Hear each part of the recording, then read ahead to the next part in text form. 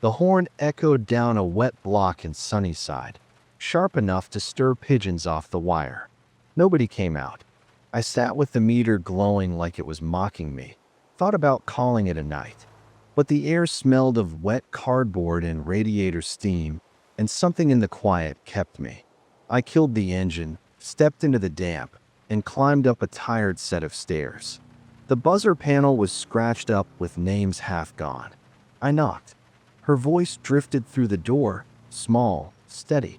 Then came the sound, a slow drag like furniture moving without strength. When she opened, it felt like another decade had walked out. Calico dress, little hat with a veil, eyes too bright for the hour. She asked if I could take her bag down. The suitcase was old leather, light in the hand. The apartment behind her looked like someone had already packed away the life. Photos stacked in a box, air thick with starch and talc. I carried the bag down, tucked it in the trunk, came back for her. She took my arm with a warmth that surprised me. Each step down the hallway, and stairs sounded like memory being careful with itself. Out on the curb, Queens Boulevard's mix of diesel and bakery sugar wrapped around us. She thanked me again and again, like breathing. I told her it was nothing, just how I'd want someone to treat my mother. When she settled in the back seat, smoothing her dress, she handed me an address on a neat slip of paper. Then she asked, quiet but firm, if we could go through the center instead of the short way. I hesitated. She met my eyes in the mirror, steady, and said it plain. She was on her way to hospice. I'm not in a hurry. The cab felt smaller with that word in it. I clicked the meter off, let the engine idle, and asked which way she wanted. She didn't give me streets, just said, downtown first. We can start there. And I drove us into the rain, headlights cutting through the slick black streets. The bridge lights threw shaky gold across her hat as we crossed into Manhattan. She leaned toward the glass, pointed at an old stone building near the exit.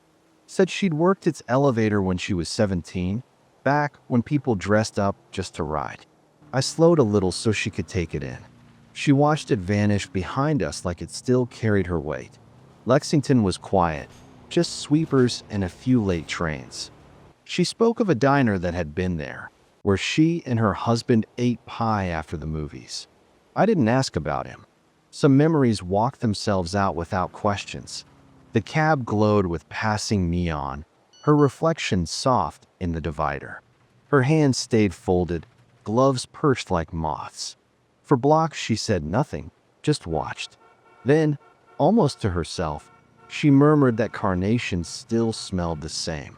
A bus hissed to a stop beside us, its windows fogged with tired faces. She tapped the partition lightly. Next, she wanted the block where she and her husband had first lived. Brownstones slid by, steam rising from grates, the city folding into night. She told me to slow near one, pointed to a third-floor window. I can almost see us, she whispered. I kept the cab still until she finally leaned back, eyes fixed on the glass. We moved again. Her voice was thinner now, but it carried weight. She wanted to see her old ballet studio. I knew the spot, a faded second floor above a locksmith, its letters ghosted into the brick. She said it once smelled of rosin and polish, piano notes drifting through the street. I held the car there while she stared up. A skateboard rattled past, breaking the silence without shattering it. Do you still dance? I asked. She smiled faintly. I still remember. That's almost the same. Next she asked for the park. Washington Square stretched open, the arch glowing, a lone man bent over a chessboard playing against himself. She watched him until we rolled past, then finally turned her gaze on me. You must see all kinds at night. Mostly the ones who don't want to be seen, I said. That pulled a small laugh out of her, quick and brittle, like the first spark of a match. Broadway opened ahead, slick with light. Every few blocks, she named another place. A bakery with sugar cookies shaped like bells, a diner she swore made pie that could fix anything. Most of them were gone, but she spoke as if they were only on pause, waiting to be reopened. At Union Square, a street preacher shouted to nobody in particular. She watched him with quiet eyes, then said, "People keep moving, but the streets remember." Her words landed heavier than the rain streaking the windshield. We rolled north. Near 23rd, she asked me to slow again. "Here, this was where we saw our last movie together. My husband and I. It rained when we came out." She left it at that. I didn't push. The cab carried her silence like another passenger. When we hit 34th, she lifted her head. "One more before we go. The place we met." She gave me the cross streets, Midtown, near the library. As we pulled closer, she leaned forward, eyes fixed on the corner. She told me about the coffee shop that had been there, a wet night, him 2 stools down, the start of everything. The boutique that replaced it glowed with handbags behind glass. She stared at it like she could peel back time with her eyes. We talked about the rain that night. It rained at our wedding, too. Her voice was thin but sure. I let the cab idle at the curb. Shoppers passed, laughter spilling across the sidewalk. She didn't look at them, only at what used to be. Then, softer, different kind of rain now. We moved uptown. The heater whispered, streets stretched longer, traffic thinning. She pointed with just a nod here and there. A bookstore turned shoe shop, a theater marquee gone dark decades ago. I slowed each time, let her take it in. She spoke less, but when she did, it was like she was placing markers back on the city map before folding it away for good. By the Upper West Side, her voice was little more than a thread. She gestured to a squat brick building.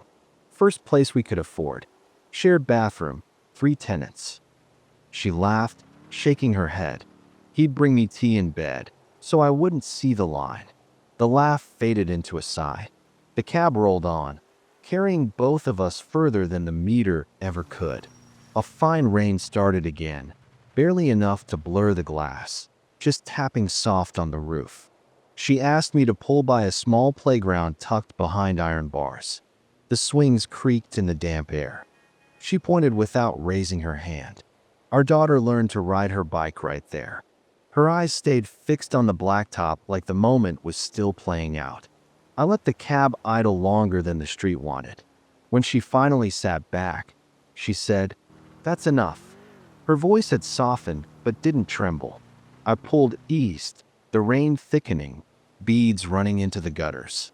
She spoke again only to say, "You've let me say goodbye." Her words hung in the quiet, heavier than the city's sirens or horns. I glanced at her in the mirror at the next light. She met my eyes, calm, steady, nothing left to hide. Then the green came, and we rolled forward toward the end of her ride. The address was on a narrow street, trees black against the sky. At the far end, a low building glowed amber, windows fogged with slow silhouettes. 2 men stepped out, not in uniforms, but moving like they belonged there. They didn't wave, just waited. I eased to the curb, hazards clicking. Popped the trunk. One of them said not to worry about the bag, but I carried it anyway. The leather felt even lighter than before.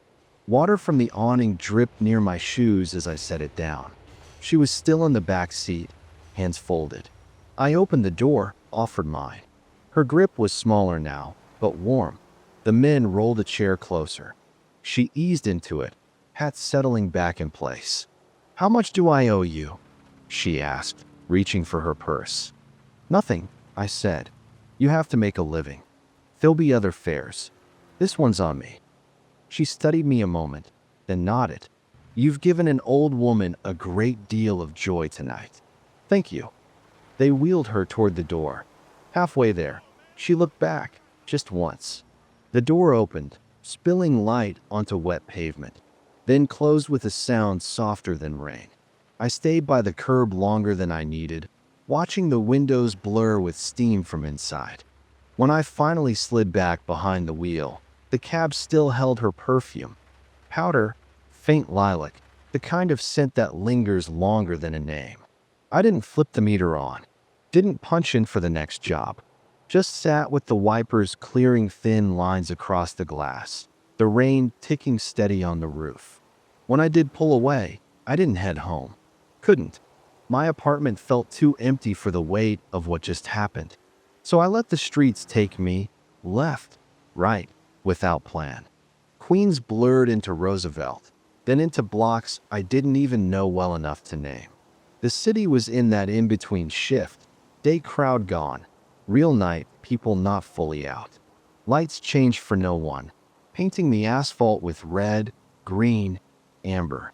Her voice stayed in my head, not the words, but the way she'd carried them. How she'd looked out the window like she was trying to memorize the whole city before letting go. I thought about how easy it would have been to miss her altogether. Another driver, impatient, tapping the horn, pulling off. No ride. No tour through a lifetime. No last stops. Rain thickened, running in streams along the curbs. At a red light, I watched a man in a hooded coat sift through a trash can, lift a paper cup, tip it, set it back. The light turned green. I stayed another beat before rolling on. In the rear view, the seat where she'd sat looked darker, like it still held her outline. I imagined her there, hands folded, eyes catching every flicker. I crossed into Manhattan without noticing, bridge lights stretching out like quiet fireworks. Midtown rose ahead, towers glowing in broken constellations. On 10th Avenue, the streets were almost empty. A couple of cabs drifted past, rooftop signs glowing for other lives. Then a smell stopped me. Sharp sweetness, old varnish warmed by heat. Leaking from the doorway of a shuttered theater, its gold trim dulled but still hanging on. That scent dragged me back to another night, another fare I couldn't forget. A ride that began ordinary and ended different. Maybe I'll tell you that one next time. If you're still riding with me, stick around. Subscribe so you catch the next ride.